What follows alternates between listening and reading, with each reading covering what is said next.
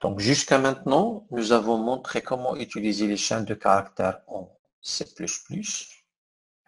Donc, tout simplement, pour utiliser les chaînes de caractères, nous avons montré qu'il y a un nouveau type qui s'appelle string. Donc, et pour le saisir, tout simplement, il faut utiliser cin désignation. Et pour l'afficher, bien sûr, il faut mettre un cout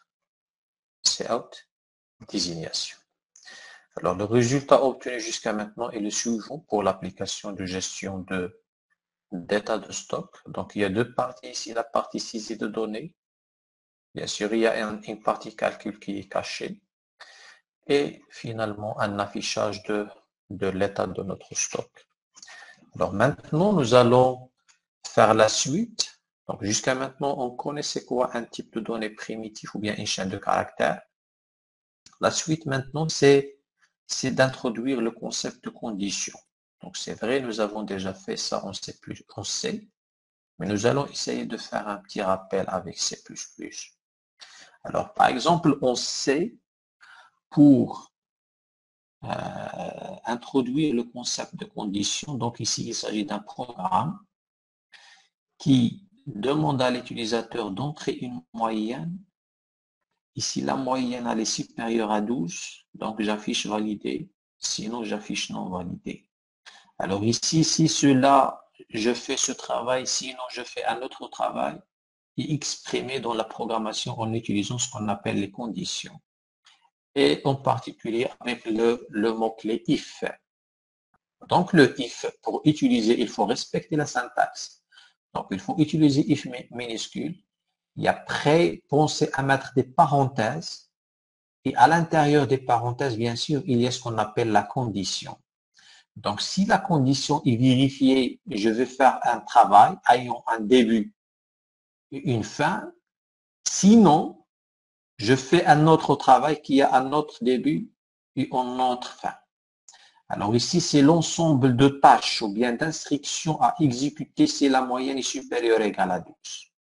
Donc, tout simplement, il y a une seule instruction qui affiche un message à l'écran qui est valide. Par contre, je peux avoir plusieurs instructions, ça dépend du problème et ça dépend de l'objectif à réaliser. Donc, je peux avoir des milliers d'instructions suite à une condition. Sinon, pour ce cas, donc j'ai une seule instruction dans le bloc de if et une seule instruction dans le bloc de else. Alors, ce même programme, normalement, si on va le traduire vers C++, tout simplement, au lieu de print, on va utiliser cout avec inférieur, la chaîne. Pour scanf, on va utiliser cin, mais cette fois-ci supérieur, le nom de la variable, sans avoir le souci d'adresse et le formatage, et taper deux paramètres qui sont séparés par virgule. Ça, c'est le scanf avec C. Mais une fois passé à C++, tout simplement, mon instruction qui permet de lire une variable à l'écran, c'est celle-là. Ensuite, maintenant, pour la condition, j'ai un bloc, la même chose. Si vous avez remarqué le même code source. D'accord? Il n'y a aucune modification. Alors maintenant, comme exemple, dans ce cas, c'était demandé dans une application, d'accord? C'était demandé de faire quoi? D'afficher, d'accord? De créer une application, c'est-à-dire tout simplement, on va compléter l'application précédente. Et qu'est-ce qu'on a ajouté? Tout simplement un message qui accompagne la ligne de stock. Tout simplement, j'ai une autre colonne qui indique remarque. Si le stock est inférieur à 3, j'affiche stock insuffisant. Sinon, je fais rien. Donc, c'est très simple. Alors, qu'est-ce que je vais faire? C'est-à-dire modifier le code source précédent qui est obtenu jusqu'à maintenant et qui donne ce résultat après son exécution. Maintenant, tout simplement, je vais ajouter une autre colonne qui fait remarque et j'affiche la remarque. Si le stock il est supérieur, j'affiche rien. Si le stock est inférieur, j'affiche stock insuffisant. Alors, vers la fin, normalement, on va arriver à ça, à cette application, il faut introduire le tableau. D'accord? Donc, on va, pour chaque ligne, soit ne rien afficher, ou bien afficher un message stock insuffisant si le stock il est inférieur à 3, à 5.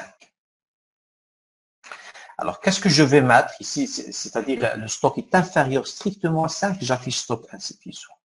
À partir de 5, je fais rien. Alors maintenant, si je reviens vers notre application, qu'est-ce que je vais faire? Tout simplement ajouter une autre colonne ici après total qui dit remarque. Donc, je suis en train de maintenir mon code. Je le modifie pour prendre en compte autre chose. Donc ici, par la suite, qu'est-ce que je vais faire? J'affiche la désignation, j'affiche la quantité, j'affiche le prix, j'affiche le total et je reviens pas à la ligne. Donc, je ne vais pas revenir à la ligne qu'après l'affichage d'une autre information. C'est-à-dire ici, je ne reviens pas à la ligne après total. J'affiche, soit j'affiche rien, ou bien j'affiche une chose. Donc, ce AND, je vais l'éliminer. D'accord? Je vais faire ceci dans le cas d'affichage des données. Donc, maintenant, qu'est-ce que je vais faire? Je vais déjà afficher une tabulation. D'accord? Commencer par afficher une tabulation au lieu de la fin, parce qu'elle représente cet espace. C'est exactement cet espace-là, la tabulation. Donc, je l'ai affiché. Par défaut, elle existe partout. Donc, dans tous les enregistrements. Finalement, je suis dans cette situation. Pour le classe, parce qu'on n'a pas encore introduit les boucles de tableau. Maintenant, je vais afficher cette tabulation à la maintenant, je vais afficher localiser. Si le alors, je vais revenir dans mon, et je vais faire un if. Une quantité est inférieure à 3. Monsieur, Qu'est-ce que je vais mettre? le sang Oui, s'écoute. oui, je vous entends pas, mademoiselle.